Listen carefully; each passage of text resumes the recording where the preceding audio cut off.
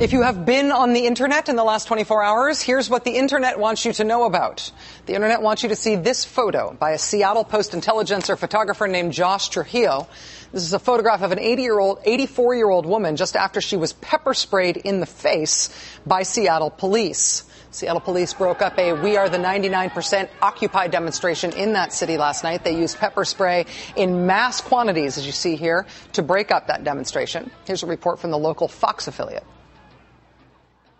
Dozens of protesters were hit, including this pregnant woman.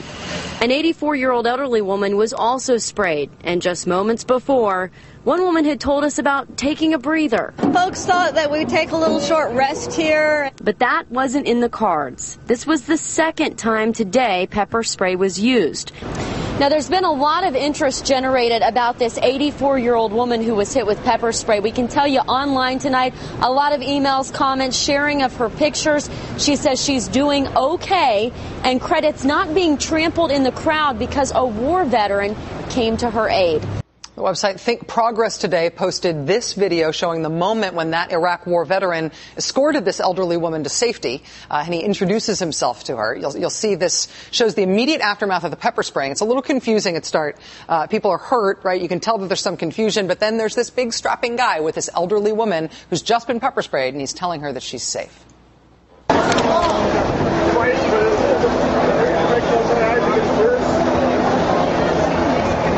Let's go to the Army. I'm Sergeant Walls. You're safe. You're strong, lady. They're pushing me, and you're strong, lady. He says, I think what he says there is, I just got out of the Army. I'm Sergeant Walls. You're safe. The woman who was pepper sprayed, her name is Dorley Rainey. She is 84 years old. After the incident last night, she wrote an email to an alternative paper in Seattle called The Stranger, describing what had happened. Here's what she said. Quote, something funny happened on my way to a transportation meeting in Northgate. As I got off the bus at 3rd and Pine, I heard helicopters above. Knowing that the problems of New York would certainly precipitate action by Occupy Seattle, I thought I'd better check it out. Free speech does have its limits, as I found out, as the cops shoved their bicycles into the crowd and simultaneously pepper sprayed the so-captured protesters. If it had not been for my hero, Iraq vet Caleb, I would have been down on the ground and trampled. This is what democracy looks like. Then she said, it certainly left an impression on the people who rode the #1 bus home with me. In the women's movement, there were signs which said, screw us and we'll multiply. Screw us and we'll multiply. She's 84. Joining us now for the interview is my friend John Hodgman, author of the new book, That Is All. He's also, and I think this is a Rachel Maddow show first, he's a self-described deranged millionaire. Mr. Hodgman, thank you for being here. Hello, Rachel. How are you? I'm good. It's nice to see you. You too. Do you mind if I take my shoes off? No, that's fine. I just would feel more comfortable. I understand you're an eccentric, deranged millionaire. Well, now that I have my money right, I can do whatever I want and no one can stop me. I have rights in this country now. You better? You feel better? My socks are still on, but we'll deal with that later. Is that mustache real? It's very real. It's awesome. Thank you. Watching that footage from Seattle last night, yes. Tear gassing 84-year-olds. Here in New York City, Mayor Bloomberg ordered everybody camped out at Occupy Wall Street to scram, cleared out Zuccotti Park. Good for Bloomy. Really? Yeah.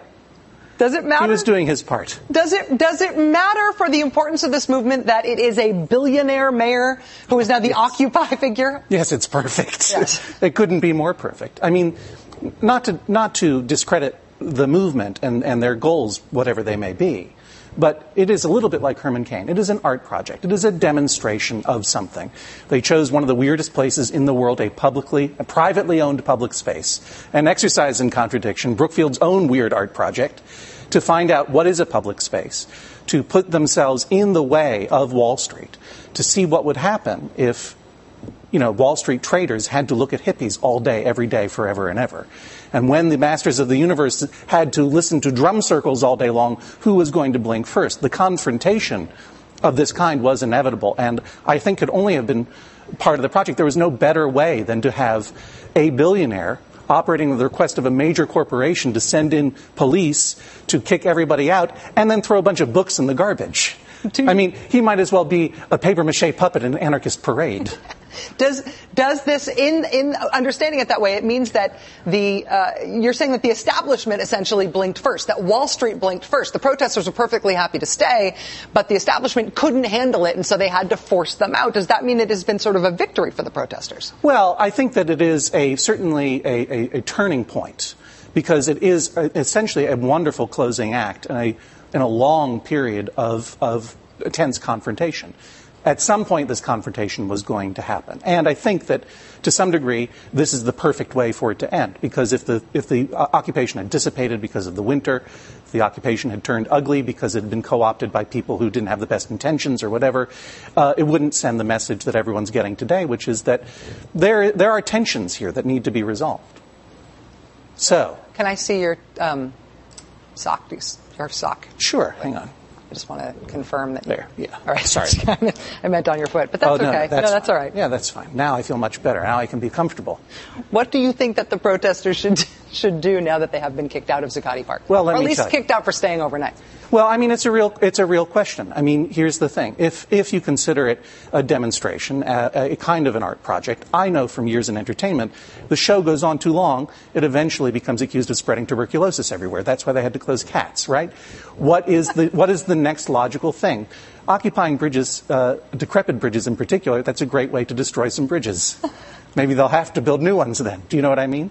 In Boston, the Occupy Boston protesters actually say they are going to demonstrate at the Charlestown Bridge, but just right next to it, because they are worried that if they walk onto the Charlestown Bridge, the century-old rivets in the bridge will all pop into the river, and then that'll be it. That would certainly make a statement. Yes. And that's what liberals do best, right? Make great, beautiful, descriptive statements about things. But what could you do? You could have one person standing in there perpetually on shift, so forever or whatever.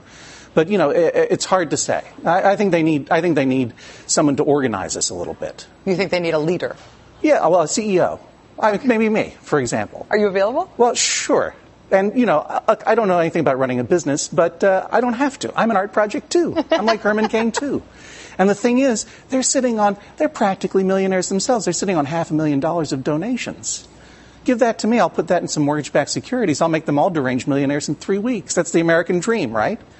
Have you considered donating copies of your new book, That Is All, to the Occupy Wall Street People's Library? I had been invited to go down to the library before this happened, and I haven't been able to because I've been on this book tour. And I've seen the Occupy movement in Portland, and I've seen it in Boston, all through the windows of town cars, of course, but I was very impressed. And I was really looking forward to going down to the library, and it really hurt my heart. I mean, no disrespect to 84-year-olds being sprayed with pepper spray. That is awful, obviously, literally on its face.